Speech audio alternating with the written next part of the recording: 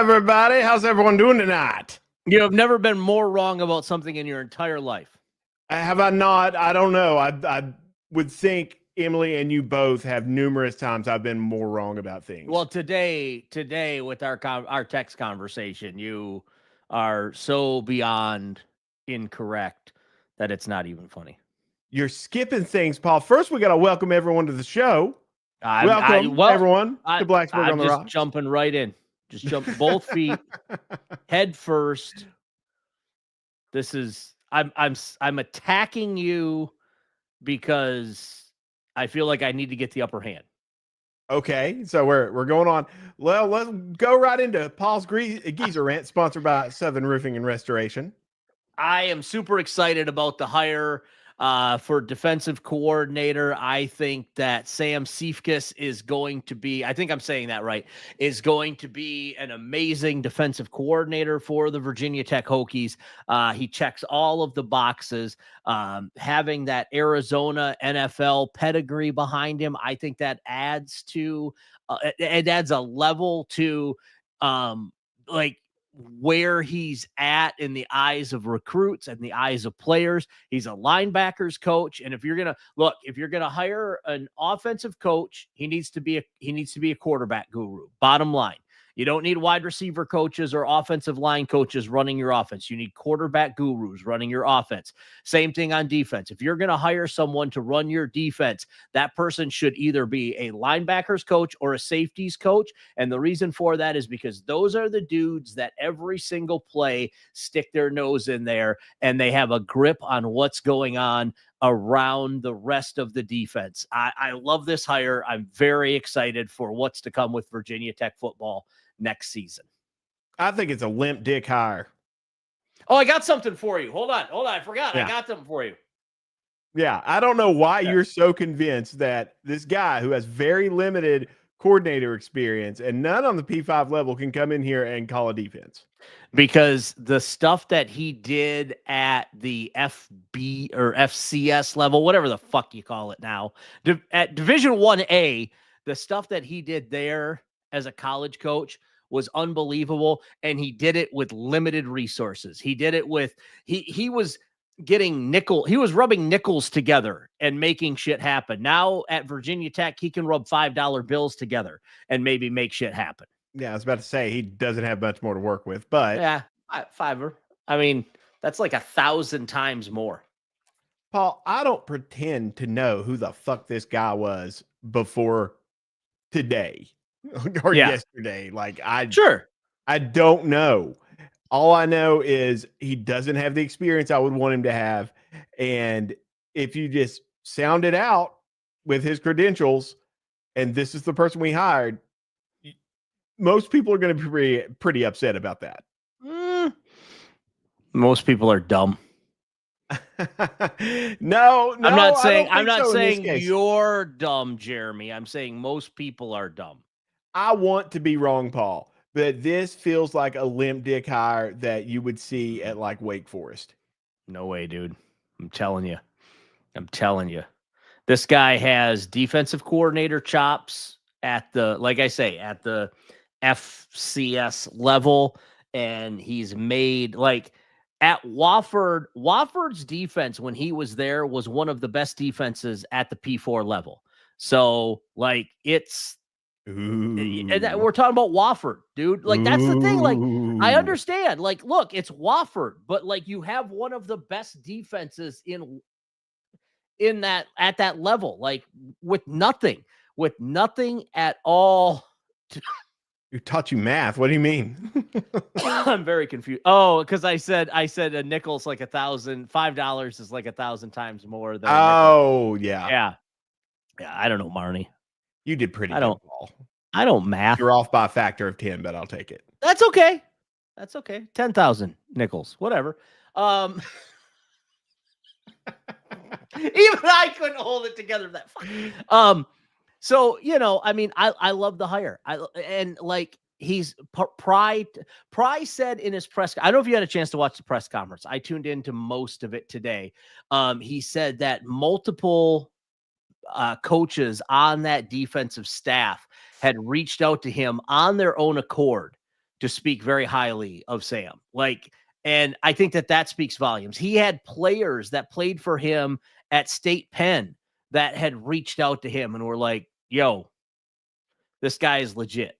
Like, you need to seriously take a look at this guy.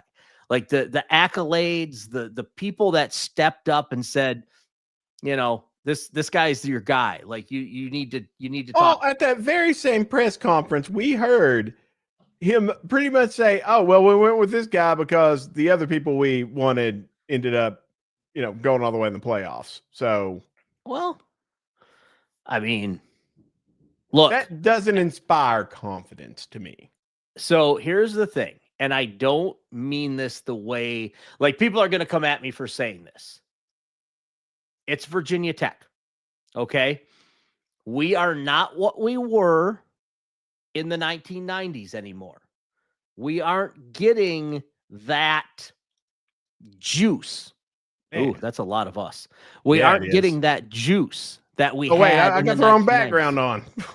I know. Got my farmer's background on. I was just letting you do it. Letting you do it. All right, there we go. I think that, we get the best dude available for what we have, what we can offer, and what we do. And that's all we can hope for. We probably had no shot at pulling the Penn State defensive coordinator. We had no shot of pulling like legitimate NFL, like seasoned defensive coordinator prospects, right? We're not getting a Wink Martindale to leave Michigan and come to Virginia Tech, right? We're just not that team anymore. And maybe we can get back there. I don't know. Things are a lot different now than they were in the 1990s. So, until people like Jimmy Cleveland and Andrew Alex get off their massive wallet and stop spending their money on buds and beers, then, we're going to be stuck in this habitual rotation of average. But at least with this dude, he checks the boxes that you want. He's going to have to prove himself, but he checks the boxes that you want. Now, you're talking bullshit, Paul. I'm just hearing a lot of hopium right now. That's all I'm hearing. I've done this to myself so many times before. That's all I'm hearing is, hey, let's find an excuse to be excited about a mediocre hire. Here's the other thing. He's got himself, Brent Pry, and Bud Foster all working together on this defense, right? Too many cooks, Paul. I think at the end of the day, you put together a really good game plan and then you turn it over to him and you say, this is what we got. Let's roll with it. And you roll with it. Paul, I've straight up got super excited about every hire for forever. And I'm not going to get excited about this hire because I've been burned so many times. So my entire thing is I'm going to be super fucking pessimistic and hope I'm wrong. Okay. That's fine. All I'm going to do. That's fine. Welcome back, Chris. Glad to have you. Fuck Chris Washington. is back. Welcome, Chris. No. He was focusing on the Commanders since they weren't Commanders. Hot dog water. They still are hot dog water. They got exposed by Philly. Lions probably would have got exposed by Philly too. Lions got exposed by the Commanders. Fuck the Commanders. Yeah, Philly's still love really you, Chris. good. They're a lot better. Yeah. They're a lot better than they've been in a long time. Yeah. So I mean, give them that. They had me kind of excited. Now here's the hot poker up the ass for all of you listening. Yeah. Now we have to root for Philly, even though their fan bases are degenerate turd buckets and they throw snowballs at Santa Claus and batteries at opposing fans and players, and they'll steal your hat in the middle of the street because they're fuck buckets. Now we have to root for those sandwich eating, cheese whiz loving. Their steak sandwiches are good. I'll give them that. But fuck Philadelphia. I have to root for them. Jeff, my dear fraternity brother Jeff, who was from Philly, and he really embodied what a Philly sports fan is. Mm-hmm. Anytime there was a loss, he would take a case of Natty up to his room and just pound it, just drink himself to sleep, and he was not a large man. Yeah. Like he took it very seriously, more seriously than a lot of us take it. And he would take it to heart and he would get clinically depressed. It's a rough time being a Philly fan. So I can see where the anger comes from. Hey, try being a Lions fan or a Browns fan. It's Jets fan. It's not, but we don't throw shit at people. We don't steal people's hats. We're cordial. We're friendly. Yes. Learn a little something. Is your beer bottle green? It is. I'm drinking Heineken tonight. Okay, because it's almost like you're drinking out of a ghost bottle on the camera. It is a ghost bottle on Magic. It's very interesting. Yeah, you are. Yeah, you are. So now my old geezer ass has to root for fucking Philadelphia because Patrick Mahomes, the Kansas City Chiefs, and the referees and Roger Goodell can all suck my taint after I go for a run. I'm sick and tired of those douche nozzles. Like, I was excited about Kansas City being so good for a long time because I like seeing small market teams do well. I think their fans deserve it. But I fucking hate them now. Yeah. Like it's too much. It's too fucking much. Yeah. And it's now they've got all these like Walmart bandwagon ass fans from all over, and it's just making it worse. Now I just want them to lose all the time. Yeah. Tell me your favorite thing about Kansas City. Well, I've never been there, but boy, I like Patrick Mahomes. Fuck you. Yeah. Just a bandwagon fan kind of thing. Yeah. Shout out, Eder. We love you. Yeah. Chris, you're right. It's hard to watch when Kansas City has 15 men on the field. That's for sure. Marnie said, we sound like middle-aged women re-entering the dating pool. We're not as good as we were. I've been burned too many times. I mean, you're not wrong. Well, I mean, that's what we are. We got married in 1990. We got divorced somewhere around 2005. And here we are. Our shit's a little bit saggier, whatever. Yeah, you're right. That's exactly what we are. Embrace it. Well, Paul, I can tell you just the vibe check right now in Blacksburg, sponsored by Quest Floor Care. Joe Rogers, he can take care of your carpets, let me tell you. Not to be confused even if you're a little bit older or just entering the dating pool, he can take care of your carpet. If you know what I'm saying, ladies. Yeah. Joe gets confused for Joe Rogers on Twitter all the time.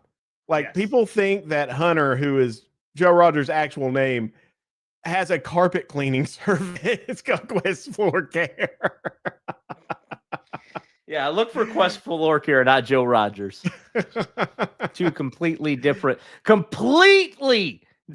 entities. Wildly different people. Wildly, yeah. But I can tell you, Paul, the vibe around Blacksburg right now is not great. Not a lot of people love this hire. People are kind of in the, people are dumb. I said that earlier. They're kind of in the throes right now. It's just not an impressive hire, but I can see the gears turning. They're trying to convince themselves it's a good hire. And I know those gears. I've had those gears. I ripped them out of my own head. Were they made of Lego? Yes, they're made of Lego. Honestly, I would say Hokies football has ripped those gears out of my head. Okay. And I can see the gears turning. They want to lock this hire, but they can't quite get there right now. And you can tell by the venom being spewed on Twitter today. There's not great vibes there.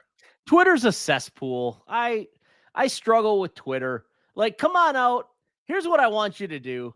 Make a line, come on out and say that shit to the coach's face. Like, you won't, because you're a pussy. I will say most people will not do that. No. That's why I always laugh at these fucking people. I'm safe and sound in my mom's basement. I'll type whatever I want. Fuck you. Meet me in the parking lot. An anonymous burner account. Like, it's ridiculous. Yeah. I love when people come at me and just like, you wouldn't say this to my face.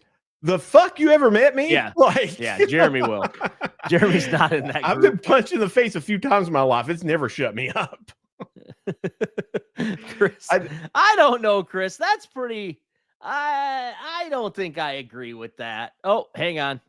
Oh, we're trying to do the same thing. We're both trying Jeremy. to press it at the same time. Go ahead, you do it. He says, no disrespect, but this hire is a poverty Dollar General hire. I don't think it is. Absolutely. Limp dick hire. I don't think it is. Full on, man. You'll see. I'm kind of interested to see the spring game now. I'm interested to see, we won't see a lot out of the defense in the spring game. They never show anything. They run a very vanilla package, but it would be nice to see, like, where's the emotion at, right? Like, that's a way you tell in a spring game if guys are just there going through the motions or if they really want to be there and playing for this guy. And if they really want to be there playing for this guy, you'll see the emotions. Well, that brings us to our next segment, Hokie High, sponsored by Bear Dance Hemp. And our high point right now is the spring game. As sad as all this is we're very much looking forward to the spring game to see how this defensive scheme is going to go. And it's really weird what they're talking about because the way he runs it, there's a lot of people that can swap in and out as far as positions. And that's confusing to me. I like it because I think it fits the fact that we don't have a lot of depth. Like, I like that. I think what you're going to see here is you're going to see a lot of safeties walking up to the line of scrimmage. I think you're going to see a lot of linebackers dropping in coverage. I think you're going to see some interesting blitz packages where maybe like across the linebacker box, if you will, there's 3 linebackers and 2 safeties, and you don't know who's coming and who's dropping back into coverage. And like they talked about, so here's another thing that I thought was very impressive to me, Jeremy. They being Brent Pry and the Virginia Tech staff, reached out to a bunch of NFL teams. And they were like, what? Why did we just switch sides? I'm switching it because it looks like we're talking to each other more. Okay. All right. That's fair. They talked to a bunch of NFL teams about what defenses gave you fits, right? So they talked to OCs, they talked to head coaches, whoever they could get a hold of. And without fail, Arizona kept coming up time and time again. So, you've got a coach with a background giving NFL offenses fits. Now, imagine what he's going to do to the likes of Wake Forest, Duke, NC State. I'm okay with that, but it sounds gimmicky. It sounds like we're the fucking Georgia Tech triple option, fucking single wing bullshit of defense. But you know what? If it wins us ball games, I'm all for it, Paul. I don't give a shit how we win. Look, you and I talked about this last year. The defense was never the problem. The defense was never the problem. The problem was the defense was out on the field for like 47 of 60 minutes of the football game. Yes, that was a conditioning issue, and we do have a new strength and conditioning coach. But also, I think it's also an offensive issue, right? Like, it's an offensive issue, but also we weren't making adjustments in the second half on defense.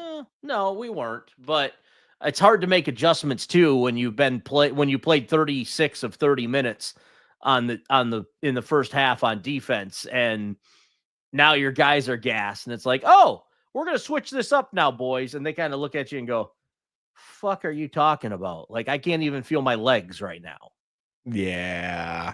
So I can understand that. There's a lot. It's a complex game with a lot of complex things going on right now, but we weren't making fucking adjustments, Paul. We'll never, ever be able to hammer down exactly what's going wrong if we're not making simple adjustments. Yeah, that's fair. So who knows? Maybe they could have kept up if we had a better scheme, but we'll see. I want to believe in what's going on, but I'm not going to. Offensively, we have to have less 3-and-outs. We have to have less turnovers, whether they be interceptions or fumbles. We've got to keep our offense out on the field for longer than like even 6 plays. Like, you got to stay out there for 10, 9, 12, 15 plays. Like, put a drive together. Everyone. Paul has come up with the best game-winning plan ever, and that is to consistently move the ball and score touchdowns. No one would have ever thought of this, Paul. Well, the problem is you can think about it, but can you do it? Can you execute? Maybe. We'll see. I'm feeling okay about the offense, especially with our new O-line coach. I think that was a great hire. And that actually brings me to our next segment, which is Defining Example, sponsored by Shine Time Mobile Detailing. I think the person that shines the most out of all of our hires is our offensive line hire. I agree. I think that was a home run hire. 100%. Worst Especially hire. with the dudes that he brought in. Yes, absolutely. Yeah, get the big guys out there. Make sure our skilled players are protected because, we've got to protect them. Like we would have been in much better shape last year with just a little bit of an upgrade at the offensive line. Our offensive lineman injured our quarterback for the entire season. So yeah. I'm pretty sure that same offensive lineman had as many sacks as a number of teams put together. Yes. He was the defensive liability. MVP. Yes, very much a liability. And I've decided not to call him out constantly anymore because it's over. And he put a lot of work in. And just because it didn't translate very well on the field, he is still all hokey at heart and he cares about the team. And he just sucked ass. That's all. Yeah. It just proves that just because you're 6'8" doesn't mean you can actually play football. Yes. Might have wanted to call Mike Young and see if he was looking for a big bodied center. Yeah, I mean, you could do that. Ain't nobody gonna. Well, I take that back. I think it's been proven that a lot of people can move him around. Yes. Yeah. So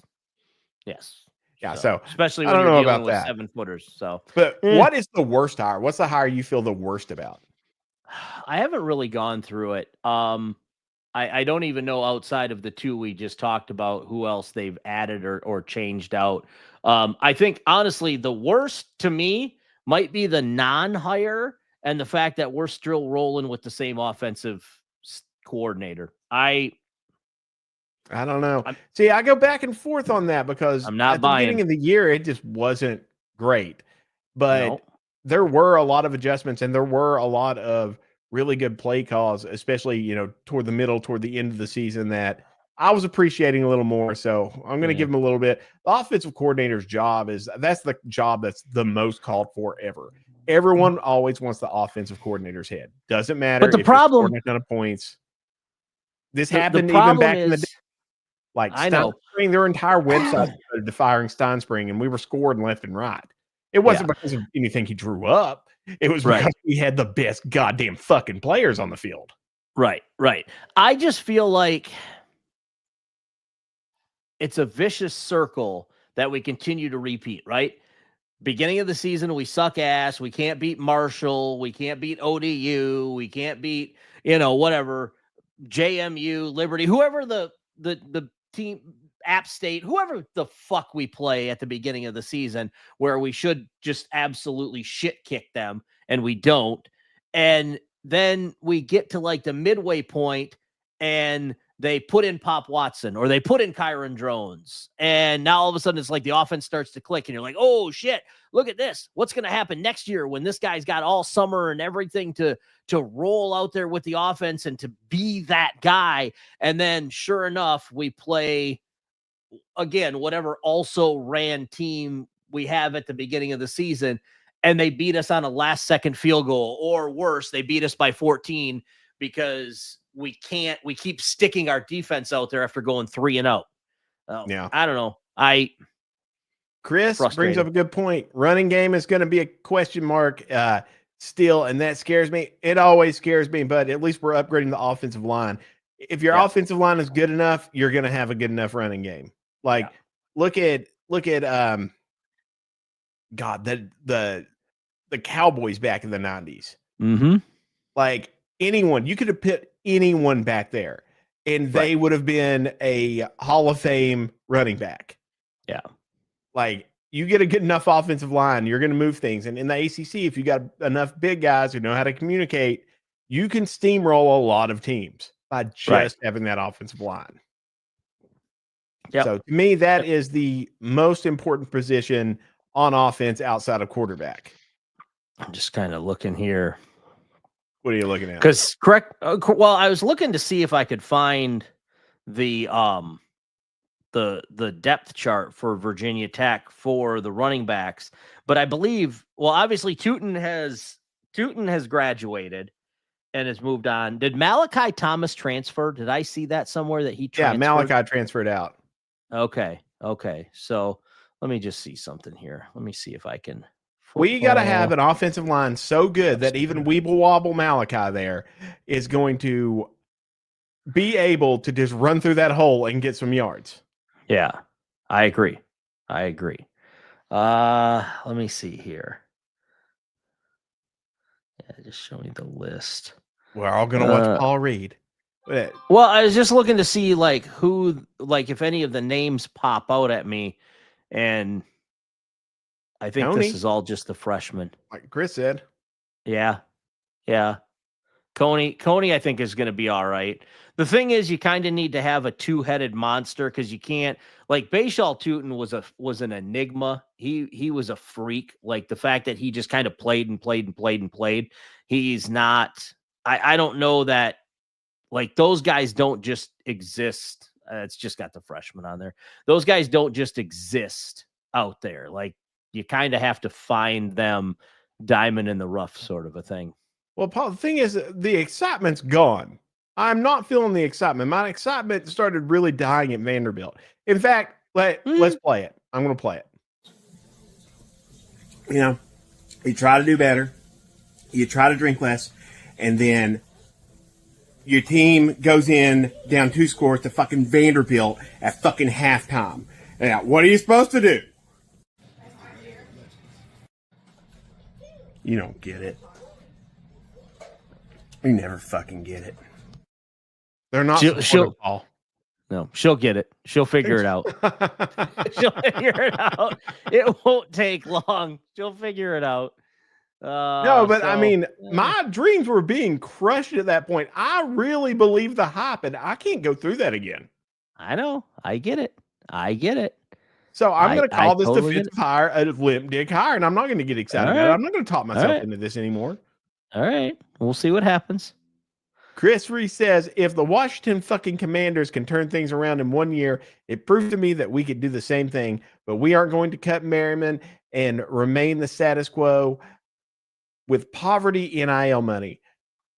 We could do better with NIL, but Chris, our NIL is still a top 30 NIL. Like we've got enough to do some stuff. Like we can get key pieces in and make some noise, but yeah, to get to the top level again, we are going to have to win. We can't just be like, all right, we got all this NIL money. We're not fucking Texas. Like, right. We can't just like buy all the pieces. We've got to get all the coaching and everything in order and start winning. That's when we're going to get some more in because that's when dudes are going to take note of Virginia Tech, right? Like, yes. Like ultimately, if you're good enough, no matter where you play college football, the NFL will find you, right? Like that is a true statement. No matter what, the NFL will find you. Well, that's why we're seeing more parity now. Like, there's a lot of teams where they go out and they get some studs and they pay them, and they get them there, and the NFL can find them, and they know they can find them. They're like, hey, I'm going to go shine. Kids want to win, though. That's the problem, right? And kids want to be guaranteed to win. So they would rather go sit at Alabama than come play at Virginia Tech. If NIL is the same, right? Like if like whatever, freshman Jeremy Counts, freshman offensive tackle, is coming in, and Brent Pry says to him, look, son, you're going to get to play on day one. Like, we believe you're that good. And he goes to Alabama, and whoever the hell their coach is now, it's not Nick Saban anymore, but whoever it is, anyway, says, well, we've got Paul Van Wagner ahead of you and potentially Andrew Alex right behind him. But within like 3 years, you could crack the starting lineup or be a rotational offensive lineman, you know, and the NIL money's the same. For whatever reason, kids are like, you know what? I'll go to Alabama. I don't get it. It doesn't make sense to me. Well, you got to understand their mentality, Paul. They don't think I'm going to go sit. They think I'm going to earn this spot. I'm going to do this. I mean, they've got the confidence. They believe in themselves. You don't get to that level without thinking you are a bad fucking guy and you can fucking do that. The problem is when you show up at an Alabama, an LSU, a Michigan, an Ohio State, a Texas, you're just a guy. You're not the dude that you were in high school. You're just a dude. So, but I can tell you some of those guys really translate well. Shout out Bubba Edwards, who talks about trying to tackle Thomas Jones in high school. Oh, sure. Yeah. It's pretty insane. Chris says, I've accepted the fact that we have a 5 to 10 year rebuild happening right now. Yeah, we probably should. But we're in year what, 3 or 4 now? We are, but the thing is we're going to have years like last year where we got the talent. We just got to capitalize on it. Otherwise, it's like it starts over in a lot of ways. And you can only go through that cycle so many times. And Marty said, this ain't Texas. Beyonce and Jeremy. I don't understand that reference. It's Beyonce. She's got a song, Texas Hold'em. And is that a line in it? I don't get it. Yeah, well, yeah, this ain't Texas. Yeah. Yeah. I'm behind on popular music, Paul. Are you not you like country? It's a country song. You like Beyonce, so I don't understand what the problem is. I don't listen to new country.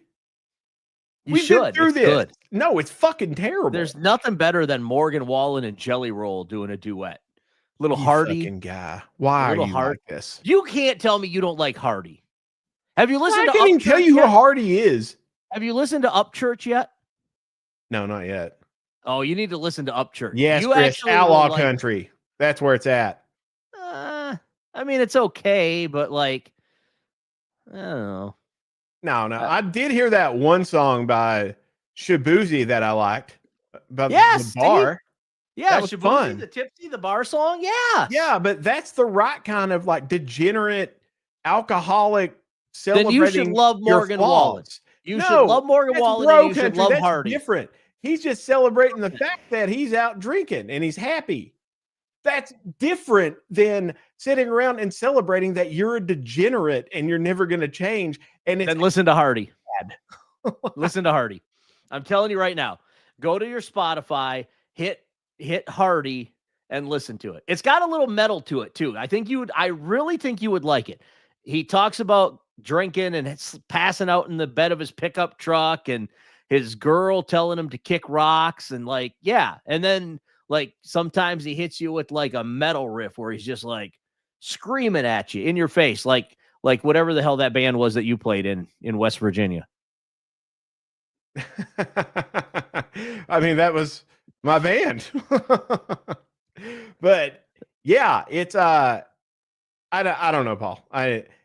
Honestly, I just don't have a lot of faith in new country music, but I don't have a lot of faith in a lot of music. Hardy, I'm telling you. Okay, I will check out Hardy. Now we're moving on to our rock hard player of the week. Get a year's supply of generic Viagra for $150 at Counts Family Pharmacy. A lot of fucking folks. I actually messaged her and told her that she was going to be our rock hard player of the game. She has not responded to me. She's one of my all-time favorite Hokies. Some of you may not even know who she is, but once I explain this to you, you're going to be like, all right, I got to check this out. Our Counts Family Pharmacy rock hard player of the week for Virginia Tech Athletics goes to Julia Fixon of the Virginia Tech track and field team. Julia is a pole vaulter. Now, here's the thing. Last year, she had to have surgery. She was kind of all fuckered up, I guess, for lack of a better term.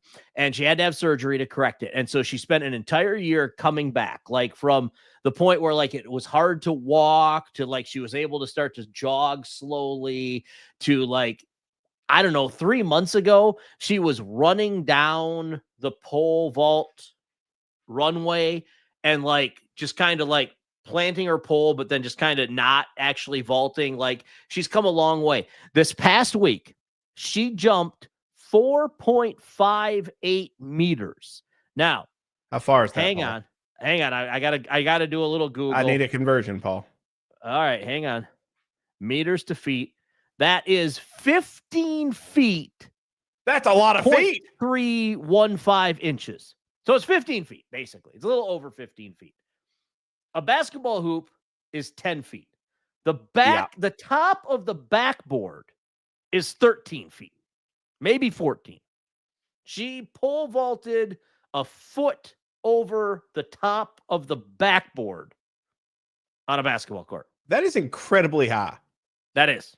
Like you see pole vaulting on TV and it's like, oh man, that looks high. It's really, really, really high whenever you see it in person. Yeah. If you want to check it out, there's a lot of YouTube videos out there of her. She is going to break the school record this coming year. She almost did it last week. I believe she fell short on her next round of vaults. I think would have given her the school record, and she fell short. And it was like when she cleared that 15-foot jump, I watched the video. She was 2 feet over that bar when she cleared it. It was insane. I was like, holy shit. Yeah. Julia Fixon, our rock hard player of the week this week, and well-deserved. Yes. Yes. Well done, Julia. Coming back from injury and just mopping it up. Congratulations. It's a prestigious award. It is. It is. Very prestigious. Yes. We won't be presenting it to you because we haven't had it made yet. And we have really high in person, a bear dance story. Excellent, Chris. Thank you, Chris. Thank you. Sad drunk country over a happy drunk country. Every day, Paul. Every day. I disagree. Music has to be depressing or it's not good, Paul. Oh, no. I think that is no sad, good music comes from positive emotions. It only comes from negative emotions, Paul. No. Let me just see here. Hold on. No, P-pop, you're not going to play his music over the phone. You know damn well I am. Hold on. We don't want to do the Scientology podcast. What? You heard me. Let's see. All of Hardy's best songs. Let me see here. No, I'm good. All right, we're going to end this right now before P-pop over here starts playing music over his microphone. Like everyone's going to be like, oh, yes, that quality music right there. Jesus fucking Christ, Paul. No. All right, everyone. What? My God. No, this is fantastic. We love all of you. This has been another episode of Blacksburg on the